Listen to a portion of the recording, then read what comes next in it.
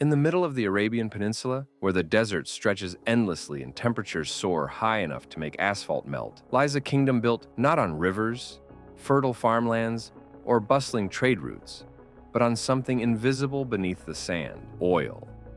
Saudi Arabia, a land that for centuries seemed inhospitable, poor, and isolated, is today one of the richest and most powerful nations on earth. And the story of its rise is not just about oil, it's about a family, the House of Saud, that discovered how to turn black liquid into global dominance. This isn't just a tale of barrels and pipelines. It's the story of how oil became a weapon, a bargaining chip, and a financial lifeline for one ruling dynasty. It's a saga of politics, war, religion, and economics colliding in ways that reshaped the world. The birth of an oil kingdom. Before oil, Arabia was poor, extremely poor. The economy of the Arabian Peninsula revolved around camel herding, small-scale farming, pearl diving, and most importantly, religion. The land of Mecca and Medina was holy ground for Muslims worldwide, but economically it lagged behind the modernizing world. In the early 20th century, the ruling family, the Al Saud, was more focused on consolidating power over rival tribes than on building a modern economy. The vast desert seemed worthless. That is, until foreign geologists suspected something was buried beneath the sands: oil. In 1933, the Saudi monarch, King Abdulaziz ibn Saud, signed a deal with Standard Oil of California. This agreement granted American companies the rights to search for oil in exchange for payments to the royal family. It was a gamble, but in 1938, the gamble paid off. The first major oil well, Dammam No. 7, struck oil. And from that moment, the destiny of Saudi Arabia changed forever. Oil transformed the kingdom from one of the poorest places on earth into one of the richest. Almost overnight, Bedouin tribesmen became part of an oil-fueled state. The desert sands that once held little value became the foundation of skyscrapers, highways, and royal palaces. But it wasn't just about wealth, it was about power, and that power was consolidated in one company: Aramco, the crown jewel. At the heart of Saudi Arabia's wealth sits Saudi Aramco, the largest oil company in the world. Originally founded as the Arabian American Oil Company, Aramco began under U.S. control. But over time, the Saudis gradually bought back shares until the company was fully nationalized in 1980. Today, Aramco is worth trillions. Its revenues dwarf those of tech giants like Apple, Amazon, or Google. In some years, it has been responsible for more than 70% of the Saudi government's income. Without Aramco, the House of Saud's grip on power would weaken. With it, they reign supreme. Aramco is more than an oil giant. It's an empire within an empire. It runs schools, hospitals, housing complexes, and entire cities. It provides jobs, builds infrastructure, and sustains the monarchy's legitimacy. And globally, it fuels industries, militaries, and everyday life. Every plane that takes off, every ship that sails, and every factory that runs could in some way be tied back to Aramco. This crown jewel doesn't just generate wealth, it underwrites the kingdom's ambitions, shields it from collapse, and keeps its rulers in power. OPEC, the master puppeteers. But producing oil wasn't enough. To maintain true power, Saudi Arabia had to control the price of oil itself. Enter OPEC, the Organization of Petroleum Exporting Countries. Founded in 1960, OPEC was designed to give oil-producing nations more control over their resources, which Western corporations had long dominated. And soon, Saudi Arabia became OPEC's undisputed heavyweight. With the largest reserves and the ability to adjust production at will, Riyadh became the group's kingmaker. The Saudis learned early that oil wasn't just fuel, it was leverage. In 1973, following the Yom Kippur War, Saudi Arabia and other Arab states used oil as a weapon against the West. They imposed an embargo, cutting off shipments to nations that supported Israel. The result? Chaos. Gas shortages in America, inflation in Europe, long lines at fuel stations. This was the moment the world realized the true power of Saudi Arabia. With one decision, they could strangle economies, humble superpowers, and remind everyone that oil wasn't just a commodity, it was geopolitical dynamite.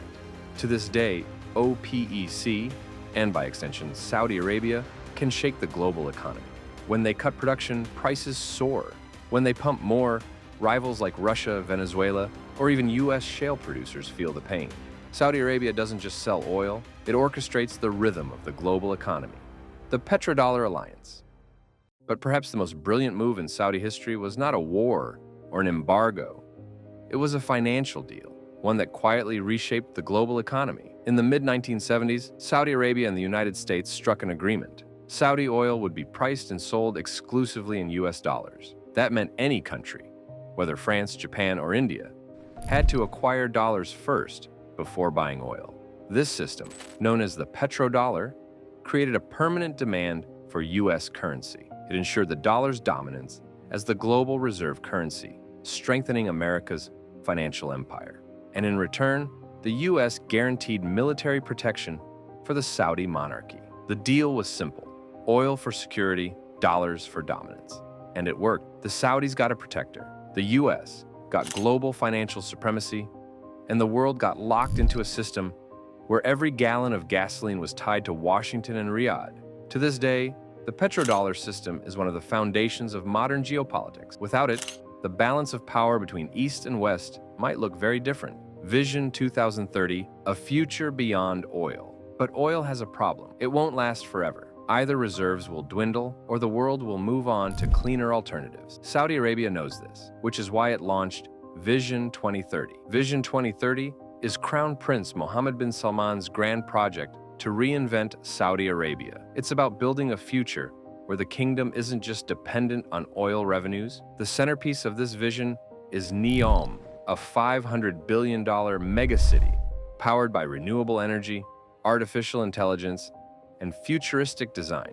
NEOM isn't just an urban project. It's a symbol of ambition, a statement that Saudi Arabia wants to lead not only in oil, but in technology, tourism, and innovation. Alongside it, the Saudis are investing in everything from sports, like buying English Premier League clubs, to global tech giants. Through the Public Investment Fund, now worth hundreds of billions, Saudi Arabia is quietly buying influence across the globe. Whether it's Uber, Disney, or luxury fashion brands, the House of Saud is positioning itself to thrive in a world beyond oil. Oil as a weapon. Still, oil remains the kingdom's sharpest weapon, and history shows they're not afraid to use it. The 1973 embargo wasn't the only time Saudi Arabia flexed its muscles. In the 1980s, it deliberately increased oil production, collapsing global prices and crippling the Soviet Union, which relied heavily on oil exports. Some historians argue this Saudi decision helped accelerate the USSR's collapse. Even today, a small adjustment in Riyadh's production levels can send shockwaves across global markets. Traders on Wall Street watch Saudi announcements like hawks. For oil-importing nations like India, China, or Japan, Saudi Arabia is not just a supplier, it's a lifeline. And that makes oil the ultimate weapon. Silent, invisible, but devastating when wielded.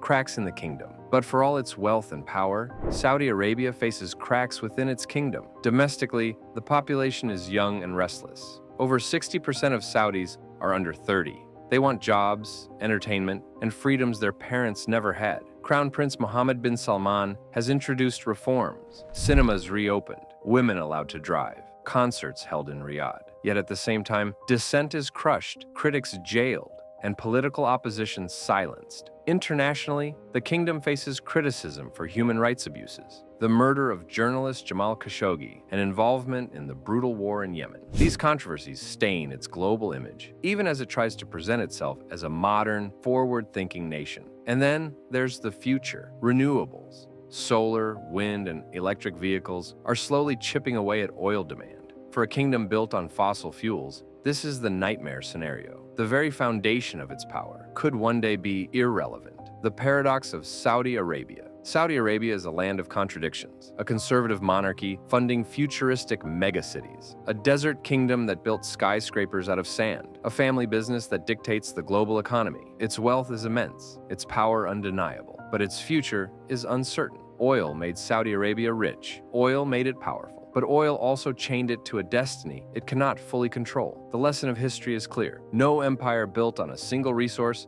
lasts forever. Once, coal ruled the world. Then it was replaced. Oil's turn will come too. And when that day arrives, the world will watch. Will Saudi Arabia adapt, or will the empire of black gold crumble back into the desert sands? So what can you do? First, share this video. Most people have no idea how much one family's oil empire shapes their daily life. Second, drop a comment. Do you think Saudi Arabia will survive the end of oil, or will its empire collapse? And third, subscribe, because next week we're breaking down how tiny Qatar, with just 300,000 citizens, outplayed its giant neighbor and became the richest country on earth.